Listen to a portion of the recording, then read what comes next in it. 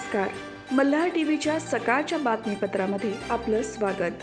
पनवेल महानगरपालिकेच्या कर संकलन आणि कर आकारणी विभागाच्या वतीने थकबाकीदारांचा मालमत्ता जप्तीपूर्व नोटिसांबरोबर वॉरंट नोटिसा दिल्यानंतर आता मालमत्ता कर भरण्यास नागरिकांचा प्रतिसाद वाढला आहे. खारघर, कळंबोली, पनवेल, कामोठे चारही प्रभागांमध्ये नागरिकांचा मालमत्ता कर भरण्याकडे ओढा वाढू लागला आहे. दरम्यान आयुक्त गणेश देशमुख यांच्या सूचनेप्रमाणे जप्तीपूर्व नोटिसांनंतर 7 दिवसांचा कालावधी पूर्ण होऊनही मालमत्ता कर न भरलेल्या थकबाकीदारांना वॉरंट नोटिसा बजावण्याच्या कामाला वेग आला आहे. आतापर्यंत पनवेल महापालिका कार्यक्षेत्रातील विविध नोडमध्ये सुमारे 350हून अधिक जप्तीपूर्वीच्या नोटिसा आणि 14 वॉरंट नोटिसांचे वाटप थकबाकीदार मालमत्ता धारकांना दिल्याने थकबाकीदारांचे धाबे दणाणले आहेत.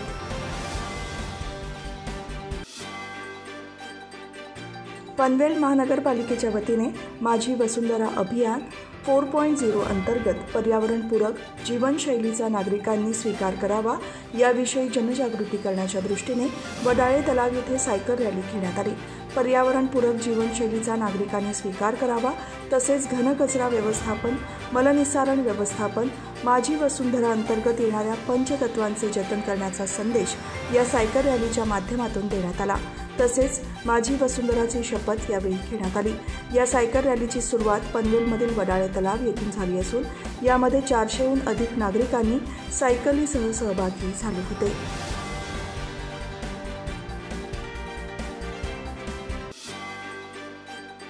माझी वसुंधरा अभियान 4.0 अंतर्गत पर्यावरण संवर्धन आणि संरक्षण यांचे महत्त्व शालेय स्तरावर बालवयात विद्यार्थ्यांमध्ये प्रत्यक्ष कृतीद्वारे बिंबवण्यासाठी शासन निर्णयाद्वारे राज्यातील माध्यमिक आणि उच्च माध्यमिक शाळांमध्ये पर्यावरण सेवा योजना पनवेल महानगरपालिकेच्या वतीने राबवण्यात येत आहे.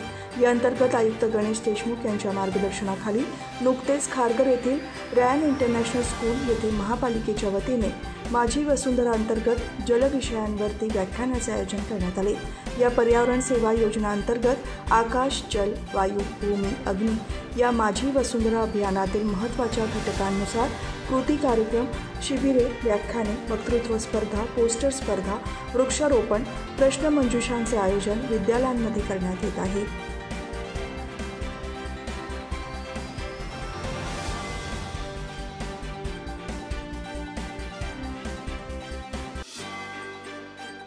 शिवसेना उद्धव बाळासाहेब ठाकरे गटाला उरण विधानसभेत खिंडार पडला असून पदाधिकाऱ्यांनी मुख्यमंत्री एकनाथ शिंदे यांच्या हस्ते शिवसेनेत पक्षप्रवेश केला. यामध्ये पंचायत समिती सदस्य, युवा सेना तालुका प्रमुख दीपक ठाकूर, माजी सभापती चंद्रकांत पाटील, उद्धव बाळासाहेब ठाकरे गटाचे उल्वे शहर प्रमुख प्रथम पाटील, विजय पिसे, पनवेलमधून क्षितिज शिंगरे, अक्षय म्हात्रे, अनिकेत पाटील यांच्यासह अनेक शाखा प्रमुख, युवा कार्यकर्त्यांनी यावेळी शिवबंधन बांधले. हा पक्षप्रवेश सोहळा प्रवेश युवा सेना सचिव तथा उपजिल्हा प्रमुख रुपेश पाटील यांच्या माध्यमातून झाला. यावेळी शिवसेना प्रवक्ते नरेश म्हस्के, अतुल भगत, उरण विधानसभा प्रमुख मनोज खरत, रोशन पवार, तालुका प्रमुख आणि पदाधिकारी उपस्थित होते.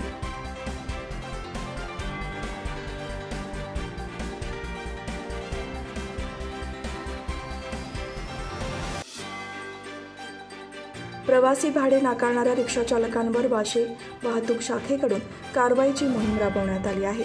पोलीस उपायुक्त तिरुपती काकडे, सहाय्यक पोलीस आयुक्त सुनील बोंडेंच्या मार्गदर्शनाखाली वरिष्ठ पोलीस निरीक्षक दिलीप गुजर यांच्या पथकाने कारवाई केली. एका प्रवाशाने सेक्टर 17 वाशी येथून इच्छित स्थळी जाण्यासाठी रिक्षाचालकाला विचारले असता त्याने भाडे नाकारून वाद घातला. या प्रकरणी प्रवाशाने नवी मुंबई पोलिसांच्या ट्विटरवर तक्रार केली होती. या तक्रारीची नोंद घेत दिलीप गुजर यांनी त्वरित विशेष पथक तयार केले. तसेच या पथकातील कर्मचारी वाशी वाहतूक शाखेच्या हद्दीत विविध ठिकाणी नियुक्त केले. या मोहिमेत भाडे नाकारणारे 8 रिक्षाचालक आढळून आल्याने त्यांच्यावर कारवाई करण्यात आली.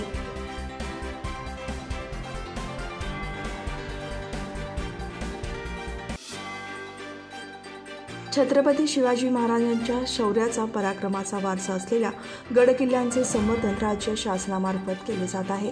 तसेच स्वराज्य निर्मितीसाठी प्राणपणाने लढलेल्या मावळ्यांच्या कार्यातून पुढच्या पिढीला प्रेरणा मिळावी म्हणून ऐतिहासिक स्थळांचा गावांचा विकास केला जात आहे।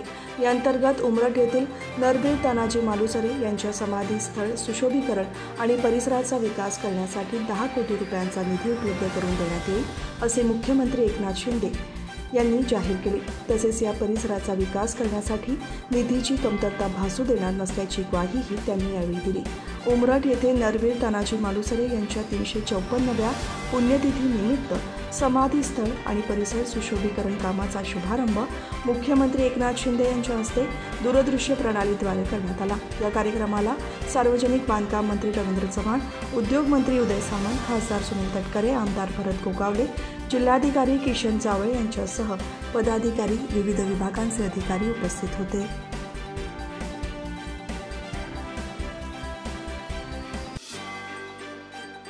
मुंबई-पुणे द्रुतगती मार्गावर बोरघाटातील ढेकू गावाच्या हद्दीत झालेल्या 2 मालवाहू वाहनांच्या अपघातात 2 जणांचा मृत्यू झाला आहे। ट्रक चालक बाळू नामदेव मेटे कराड ते नवी मुंबई अशी वाहतूक करत असताना बोरघाटातील ढेकू गावाच्या हद्दीत क्लीनर राहुल बाळू मेटे ट्रकच्या टायरमधील हवा चेक करण्यासाठी उतरला असता त्याला मागून येणाऱ्या ट्रेलरने धडक दिली। यावेळी राहुल मेटे याला ट्रेलर खाली येऊन जागीच मृत्यू झाला, तर अचानक जोरात ब्रेक लावल्याने लोखंडी कॉईल रेलिंग होऊन ट्रेलरच्या कॅबिनवरून खाली पडल्या। यावेळी ट्रेलर चालक विनोद गौड कॅबिनमध्ये अडकून ठार झाला। दरम्यान अपघातामुळे काही प्रमाणात वाहतूक कोंडी झाली होती। दोन्ही अपघातग्रस्त वाहने रस्त्यावरून बाजूला गेल्यावर वाहतूक सामान्य झाली।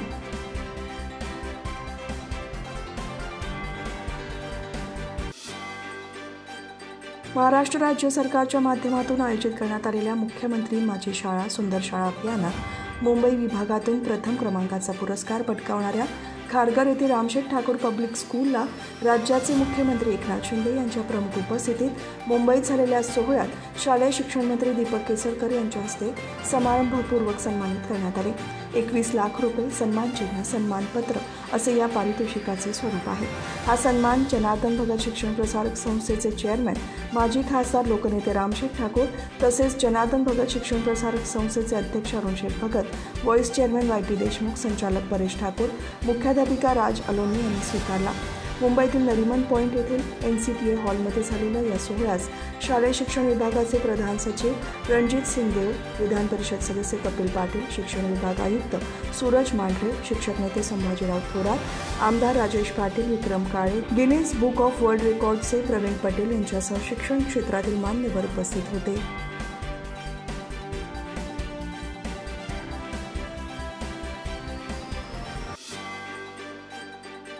पनवेल महापालिका क्षेत्रातील तळोजा फेज 1, तळोजा फेज 2, कोयनावेळ आणि घोट येथील स्मशानभूमी अंतर्गत कामे करण्यासाठी शासनाने निधी मंजूर केला आहे। या कामांसाठी निधी मिळण्याची मागणी आमदार प्रशांत ठाकूर यांनी राज्याचे उपमुख्यमंत्री देवेंद्र फडणवीस यांच्याकडे केली होती। त्यानुसार तब्बल 10 कोटी रुपयांचा निधी शासनाने मंजूर केला आहे। महापालिका क्षेत्रात मूलभूत सोयी सुविधांच्या विकासासाठी विशेष तरतूद या योजनेअंतर्गत पनवेल महापालिका हद्दीतील तळोजा फेज 1, भूखंड क्रमांक 10, सेक्टर 15, तळोजा फेज 2, पेंधर, कोयनावेळ आणि घोट येथील स्मशानभूमी अंतर्गत कामे करण्यासाठी शासनाने निधी देण्याची मागणी आमदार प्रशांत ठाकूर यांनी राज्याचे उपमुख्यमंत्री देवेंद्र फडणवीस यांच्याकडे केली होती। त्यानुसार तळोजा फेज 1, भूखंड क्रमांक 10, सेक्टर 15 येथील स्मशानभूमीसाठी 2,75,00,000 रुपये, तळोजा फेज 2 करिता 2 कोटी रुपये, कोयनावेळसाठी 2,75,00,000 रुपये आणि घोट येथील स्मशानभूमीकरिता 2,50,00,000 रुपये असा एकूण 10 कोटी रुपये निधी मंजूर झाला आहे आणि त्या संदर्भातील शासन निर्णय जारी करण्यात आला आहे।